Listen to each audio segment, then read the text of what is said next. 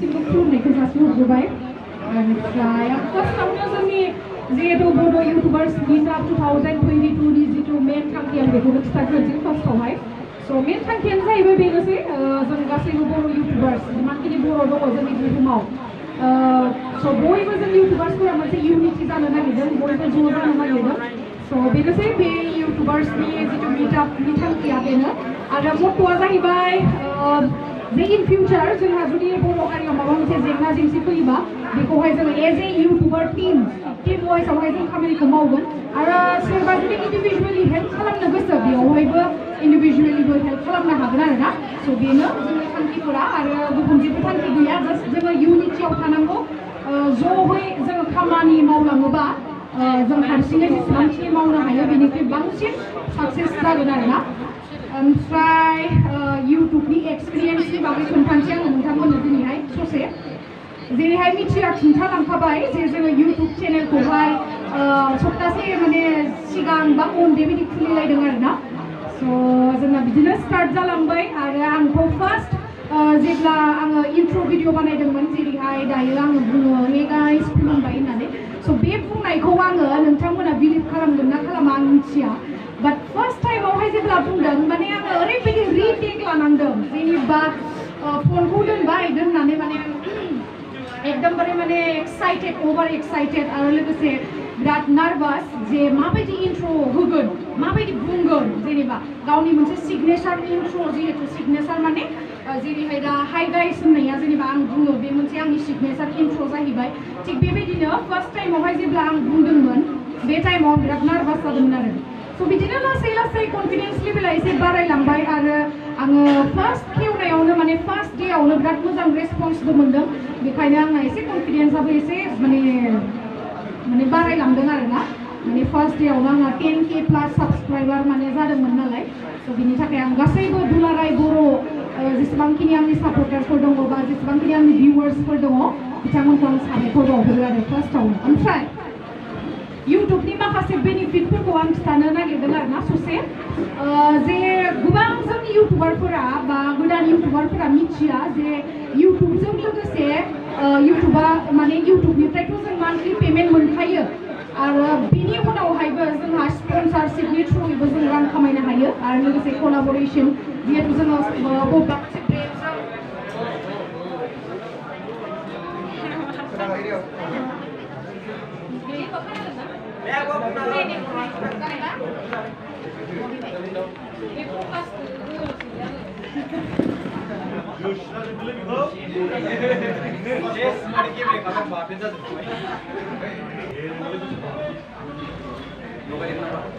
आं बुंनाया बेनोमोन आरोना फैखासिगोन खोमा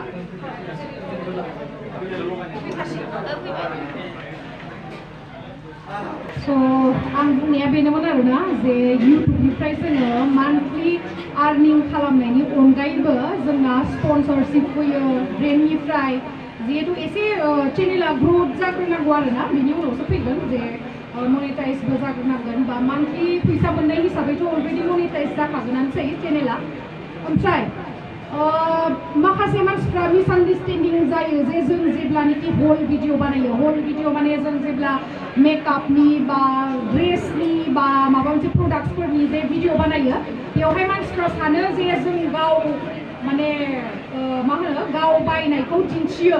बा सोरबा सोरबाथ' बिराद कमेन्ट्स खालामलायलाङो जे गावनि बायनायखौनो दिन्थिबाय थायो बेखिनि फैसाखौ जुदि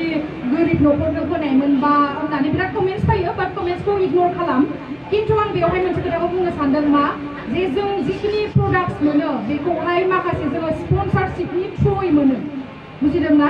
आरो स्पन्सारशिपखौ माबायदि मोनो होननानै साननो हागौ नोंथांमोना जेब्लानोखि जोङो मोनसे भिडिअ आपल'ड खालामो बेवहाय नोंथांमोना डिसक्रिपसनावहाय गावनि जिहेतु कलाब मेल बा जिमेल बेफोरखौ होना दोननांगौ आरोना स' डेट सोरबाफोर जुदि माबा मोनसे ब्रेन्डनि सोरबा एजेन्टआ जुदि जोंनि भिडिअखौ नायोबा बे नायनायावहाय डिसक्रिपसनाव चेक खालामोबा जों जुदि मेलखौ होनानै दोनो बे मेलावहाय बिथांमोना मेल खालामदोनो जेनेबा नोंथांनि नाम्बारखौ कन्टेक्ट नाम्बारखौ नांगौमोन उमुक उमुक ब्रेन्डनि थाखाय जों नोंथांजों कलाब खालामनो बा जों स्पन्सार खालामनो बेबायदि होननानै स' बे मेलखौबो इउटुबार हिसाबै बे मेलफोरखौ चेक खालामनाया जोंनि खामानि ना आंथ' बुंनो सानो इउटुबार हिसाबै जों बिराद एक्टिभ जानांगौ माबोरै एक्टिभ होननानै बुङोब्ला जोङो फुङाव सिखारनाय लोगो लोगोनो जों मेलखौ चेक खालामथारनांगौ हा कमेन्ट्सखौ चेक खालामनायखौ माने बारा इसेबां मा होनो जुदि नोंथांनियाव सम दङब्ला नोंथाङा कमेन्ट्सखौ रेसपन्स होजायो गासैनिखौबो खिन्थु बेवहायबो माखासेया दुखु मोनो जे जोंनि कमेन्ट्सखौ रिप्लाइ होजोबनो हाया मानो हाया बेबायदि होननानै खिन्थु जुदि जेब्ला चेनेला एसे देरो अब्लाना एसे बारा कमेन्ट्स फैनाय जाहैयो नालाय बेखायनो माने रेसपन्स होनो हाजोबा खिन्थु बेनि मिनिङा बे नङा जे जों बिराद लेभेल जाबाय एटिट्युड जाबाय जों कमेन्ट्सखौ रिप्लाइ होनो हाया बे नङा आरोना स' गोबां मिसआन्डारस्टेन्डिं थायो इउटुबारफोरनि सायावहाय स' बेनोसै आंनि बुंनाया जे स्पन्सरशिपनि थ्रुयैबो जोङो बिदि हल भिडिअस बा प्रडाक्टसफोरनि भिडिअस बिदि लाबोनो हायो आरो बेयावहाय जोंना मोनसे मोजां इनकाम जायो आरोना आरो कलाब इन्स्टायावबो खालामनो हायो नट अनलि इउटुब इन्स्टायावबो खालामनो हायो फेसबुकआवबो खालामनो हायो आरो इउटुबजों लोगोसे इन्स्टायावबो रां खामायनो हायो आरो फेसबुकआवबो खामायनो हायो आरोना नोंथांमोनाथ' मिथिखागौ बेफोरखौ स' कलाबनि सोमोन्दै आं खिथाबाय आरो स्पन्सरशिपनि सोमोन्दै खिथाबाय आरो दा आंनि बुंनांगौआ जाहैबाय कन्ट्रभार्सि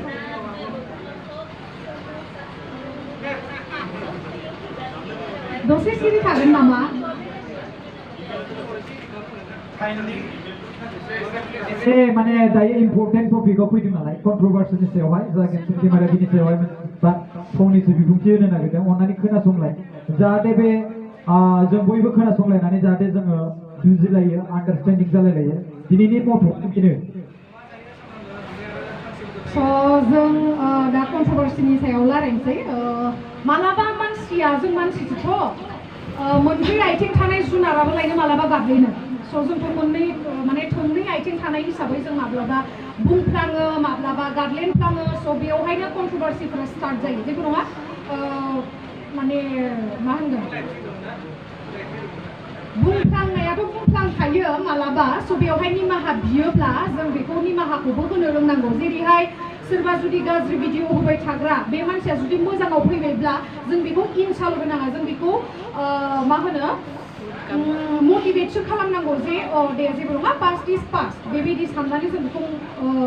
मटिभेटसो खालामनांगौ बे नङा जे नोङो बेबायदि भिडिअ बानायमोन नों दासो मानो बिदि खालामखो बेबायदि होननानै जों बेखौ इनसाल्ट खालामनाङा जुदि बेबायदि होननानै जों इनसाल्ट खालामोबा बेबायदिनो थाबाय थागोन जेब्लाबो माने चेन्ज जानाय नङा आरोना स' कन्ट्रभार्सिनि सायाव मा होनबावनो आङो जों बयबो बर' इउटुबार्स हिसाबै बयबो खौसेथियाव फैनांगौ बयबो ज' जानांगौ जेरैबायदि दहाय मिथिया बुंबाय जे ज' जानानै जोङो सोरखौबा हेल्प होबा बिराद माने मा होनो जों सासे जेरैबायदि हेल्प होबा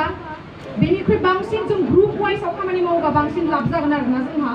स' जों माबाफोर जुदि सोरबा इउटुबारनि भुल नुदोंबा बेखौ डाइरेक्ट फन खालामनानै बा डाइरेक्ट भिडिअनि गेजेरजोंबो बुंनांगौ जे बेबायदि नङा नोंनिया एसे भुल जाबाय बेबायदि आरोना रस्टिं खालामबाबो माखासे रस्टिंनि रुल्स थायो बा माखासे माबा टेकनिक थायो आरोना रायलायनाय बुंनायनि स' बेखौहाय मोजाङै बुजिनानैसो खालामनांगौ आंनिफ्राय बे मोनसे खावलायनाय आरो ओमफ्राय माखासे इउटुबारफोरा नुजाफैनो हायाखै बेखौ जों गाज्रि मोना माखासे पार्सनेल खामानिफोरबो थायो हिसाबै आरो जायफोर नोंथांमोना नुजाथिफैनो हादों आंनि गोसो गोरबोनिफ्राय साबायखर नोंथांमोन फैयामोनब्ला जोंनि बे मिटिङा मेहेरगोनां जानाय नङामोन आरो आं बिराद गोजोनदों बेबायदि इउनिटियाव फैनायखौ आरो गुबुन हारिफोरनाथ' बिदि इउटुबार्स मिटआप बेफोरबायदि प्रग्रामा जाखाबाय थायो नालाय स' जोंनाबो बे फार्स्ट टाइम जाहैबाय गोसोआव थासिगोन लाइफआवहाय आरो माबाफोर सोंथि सोंनांगौबा सोंनो हागोन मोनदों हा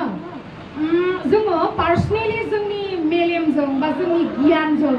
बबे बुस्थुआ गाज्रि बा बबे जिरादा गाज्रि बबे जिरादा मोजां बेखौ जों साननो हायो खिन्थु मालाबा भिउवार्सफोरा मिसलिड जानानै जुदि सोरबा मोजां मानसिखौबो जुदि गाज्रि मोनोबा बै सासे इउटुबारा बैखौ सापर्ट होनो बायो मानो होननानै बुङोब्ला जों जुदि बेजों सापर्ट होयोबा जोंनि भिउवार्सफोरा गाज्रि मोनगोन नामा बेखायनो जों गेजेरावनो थानोसै खिन्थु बे बुस्थुखौ आं मोजां मोना मानो होनना बुङोबा आं माने डाइरेक्ट अपेन माइन्डेडनि मानसि सोरखौबा जुदि आं मोजां नुदोंबा आं डाइरेक्ट बुंखायो बिदि नङा जे सोरबा भिउवार्सआ आंखौ नायनाय नङा बैजों सापर्ट होनायखाय नायनाय नङा बेबायदि नङा माने गावहा मेलेम दङ गावहा बुजिनो साननो हानाय गोहो दङ स' नोंथांमोना मालाय सोरबा भिडिअ बुंबा नों बे गाज्रि बेबायदि साननाङा आरोना सोरबा गाज्रि आसि थुयै थुयै बुंबानो गाज्रि बेबायदि होनना साननाङा गावनाव मेलेम दङ साननो हानाय गोहो दङ स' गावनि पइन्ट अफ भिउजों जाज खालाम मालायनि पइन्ट अफ भिउजों नङा दा गोबाङानो प्रकाश बिथांखौ गाज्रि मोननानै दङ जे बिथाङा इउपिपिएलनि सासे सापर्टार हिसाबै बिथाङा रङियाव लादों जिहेतु प्रमद बर' सारा जोंहा रङियानि बा रङियाव थायो बेखायनो बेसो स्पन्सार खालामदों नामा बेबायदि होननायखौ आं बिराद दुखु मोनदों आरो प्रकाशआ दाल' नङा भाइ सिगांनिफ्रायनो बिराद खस्थ' खालामो आरो बिराद हेल्प होबोदों जोंथ' मैया दाख्लैनिसो हेल्प होग्रा बेथ' सिगांनिफ्रायनो गावनि फैसाजों नङाबाबो माने इजि नङा नोंथांमोना मालाबा प्रकाशनि खामानिखौ मावना नाय बा नोंथांमोना साननो हागौ प्रकाशजों लोगोसे प्रकाशखौ मा होनो तारिफ खालामगासिनो बा बाख्नायगासिनो बिदि नङा जोंना प्रान्जलबो दङ आरो दा देरहासार इस्लारि बा जेम्सआनो होन बा एमजेआनो होन बिथांमोनाबो बयबो सापर्ट खालामो खिन्थु बेवहाय जे जोङो सिगांनिफ्राय सापर्ट खालामबोबाय थानाय मानसिखौ माबा मोनसे बुंफ्लांनायाव गाज्रि मोननो नाङा आरोना मानसियाथ' बुंफ्लांखायो नालाय दा मानसिफ्रा बिदिनोसै माने सिगांनिफ्राय मोजां मोजां खामानि मावबाय थाबाबो जुदि मोनसे गाज्रि फिसा खालामफ्लाङोबा बे गाज्रिखौनो लानानै बुंबाय थागोन आरोना बे गाज्रिखौनो लानानै सोंखारिबाय थागोन खिन्थु जोङो बेखौबो गोसोआव लानांगौ जे बे बिथाङा सिगांनिफ्राय मा मावबोखो सिगांनिफ्राय मा खालामबोखो जोंनि थाखाय बिथाङा जों बर' हारिनि सोरबा सोरबा सुबुंफोरखौ हेल्प खालामनानै जेबो मोना खिन्थु बिथाङा सासे ससियेल वर्कार हिसाबै बा मोजां मोनो हिसाबै मावो आरो जों बेखौ एप्रिसिएट खालामो प्रान्जलखौबो होन बा सोरखौबा देरहासार बा सोरबा जेम्सआनो होन जोंनि बर' हारिनि थाखाय मोजां मावदों जों बेखौ एप्रिसिएट खालामो खिन्थु नांलायनाङा आरोना मालाबा जों बुंफ्लाङो आंबो बुंफ्लाङो मालाबा मिथिं नार्जारियाबो मायबा मालाबा बुंफ्लाङो बा सोरबा लाथावानो जा सोरबायानो जा बयनाबो कन्ट्रभार्सि एसे स्टार्ट जायो खिन्थु जों बेखौ इउटुबार जेनेबा इउटुबारजों जुदि ग्रुपआव थानानै जुदि जोङो बुंलायलायोबा जे नोंथांमोना गाज्रि मोननाङा बा आंहा माबा मोनसे भुल जाबाय दा जोङो इउटुबार मिटआप खालामदों मानो मोनसे इउनिटियाव थानो मोनसे ग्रुपआव थानो जों बेखौ रुल्स रेगुलेशन्स नङा बा एस'सिएसन बानायाखै जोङो मोनसे इउनिटिसो जे आं जुदि मालाबा आंनि चेनेला हेक जाबाय बा मालाबा प्रकाशनि चेनेला हेक जाबाय बेयावहाय जोङो एज ए ग्रुप जोङो खामानिखौ मावनांगोन हेल्प होनांगोन बिथांनो बा नोंथांमोनानो बेयावहाय सोरबाफोर जना थानायनि गेजेरावनो सोरहाबा जुदि चेनेला हेक जाबाय बा डिलेट जाबाय बेयावहाय जुदि माबा मोनसे प्रब्लेम जायोबा दिनैनि मिट आपनि थांखिया बेनो इउनिटियाव थानानै जों बिथांमोनखौ हेल्प होगोन बा आंखौ हेल्प होगोन नोंथांमोना बेनोसै रेसपन्सिबिलिटिया जोंना इउनिटियाव फैबा हेक जाबा बा मालाबा चेनेला डिलेट जाफ्लांबा बेखौहाय जोङो टुइटाराव टुइट खालामनो थाखाय गोबां मानसिफोरनि हेल्प नांगौ जायो स' बेवहाय जों बयबो हेल्प होलायगोन बेबायदि होननासो बे इउटुबार मिटखौ लानाय जादों आरो कन्ट्रभार्सिया बेनोसै जे जों माबा मोनसे बुंफ्लाङोबा बयबो इउटुबार ज' जानानै रायजोफोरनिसिम निमाहा बिनाय जेनेबा गेमस्रि बिथाङा बिदि बुंफ्लांबाय नोंथांमोना निमाहा होदों जिखुनु जों इउटुबार नालाय इउटुबार बयबो ज' जानानै थानांगोन नङा होमबा मालाबा नोंथाङाबो भुल जागोन बे नङा जे नोंथाङा माब्लाबाबो भुल जाया नोंथाङा मालाबाबो कन्ट्रभार्सियाव गोलैया बेखौ दासान मालाबा नोंथाङाबो गोलैगोन मालाबा बिथाङाबो गोलैगोन मालाबा आंबो गोलैगोन बेवहाय जों इउटुबारजों ज' जानांगोन अब्लानो जोंखौ रावबो जेबो उरख'नो हानाय नङा नङा बेफोरबायदि आरो स' बेनोसै आंनि बुंनाया आरो लोगोसे गोबाङानो आरो बिदिबो सानो इउटुबाव भिडिअ होनाय लोगो फैसा आरजिखायोनो उमुगा उमुक आरजियो बेबायदि नङा इउटुबाबो मोनसे हाजिरा मावनायसो मिथिबायना इउटुबा मान्थलिसो फैसा मोनो डेइलि फैसा मोना डेइलि फैसा मोननाया माने मा होनो दाजाबजोबनासो जोङो मान्थलियाव मोनो बेफोरबायदि आरो जुदि जों दिनै भिडिअ आपल'ड होआबा दिनैनि फैसाखौ जों मोना जेरैहाय हाजिरा मावनो थाङाबा जों फैसा मोना नङाना थिग बेबायदिनो इउटुबावबो जेब्लाबो एक्टिभ जानानै थानांगौ मोजां भिडिअ होनांगौ आरो आङो नोंथांमोनखौ बा आंखौबो जोंबो साक्सेसफुल इउटुबार नङा बेयावहाय थानायफोरा बयबो जों स्ट्रागलसो खालामगासिनो गुबुन हारिनि इउटुबारफोरनि जिहेतु साबस्क्राइबारनि अनजिमा बेफोरजों जुदि जोङो कम्पेयार खालामोबा जोंना जिर'सो होनजायो नङा होमबा गुबुनफोरनाथ' इमान मिलियन साबस्क्राइबार स' बेनोसै आंनिफ्राय जे जोङो इउनिटियाव थानांगौ नोंथांमोना थानो गोसो दंना गैया माने इउटुबार हिसाबै ग्रुपआवहाय दङ दा दङ जिहेतु नोंथांमोनाबो प्रब्लेम जायोबा जों एज ए ग्रुप खामानिखौ मावगोन बेनोसै आरोना स' गोबां टाइम लाला आङो बिथांमोना आरो गोबां सावरायनांगौ दंबावो आरो जोबनायावहाय नोंथांमोना गावनि पइन्ट अफ भिउखौ होनो हागोन बे नङा जे जोङो स्टेजाव बेफोरबायदि सिगांथिं जनायाल' पेक बुंबाय थागोन बे नङा नोंथांमोननि पइन्ट अफ भिउखौबो नांगौ जोंनो गोनांथि दे स' बयबो थाबानो जाबाय जोबजासिम आरो साबायखर बावहरो आं नोंथांमोनखौ जोंनि मिटिंखौ मेहेरगोनां खालामनायनि थाखाय साबायखर